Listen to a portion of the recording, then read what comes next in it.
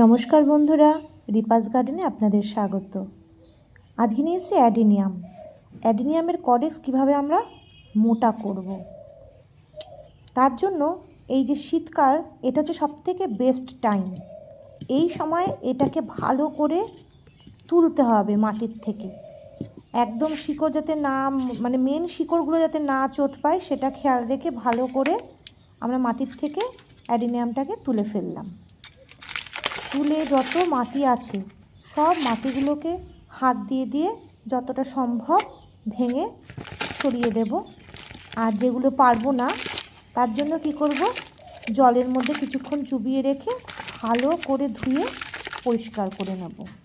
দেখুন আমি ধুয়ে একদম পরিষ্কার করে নিয়েছি। এবার কি করতে হবে, যত সরু সরু রুট আছে চুলের মতন যে রুটগুলো, সেগুলোকে কেটে আমি পরিষ্কার করে দেবো। মোটা রুট কিন্তু কাটবো না।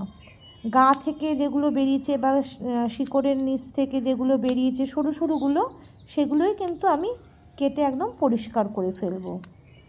এইভাবে যদি আমি শীতকালে এদেরকে একটু ঝুলিয়ে রাখতে পারি পাক্কা 20-25 দিনের মতন, তাহলে যখন আমি আবার নতুন করে বসাবো তখন যখন খাবার ঠাবার পাবে সঙ্গে সঙ্গে ওর কডেক্স মোটা হতে থাকবে।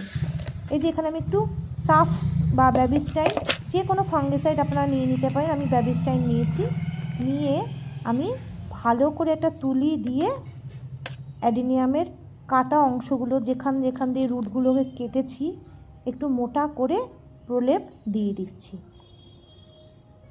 ভালো করে কিন্তু দেবেন, কোনো অংশ যেন বাদ না যায়। যতগুলো শিকড় কাটা হয়েছে সেই শিকড়ের কাটা জায়গাগুলো বেশ মোটা করে করে পুরু করে ভরাট করে দিয়ে এইভাবে একটা দড়ি দিয়ে বেঁধে 25 দিন ঝুলিয়ে রাখবেন। তারপর নতুন মাটি তৈরি করে এদেরকে বসাবেন।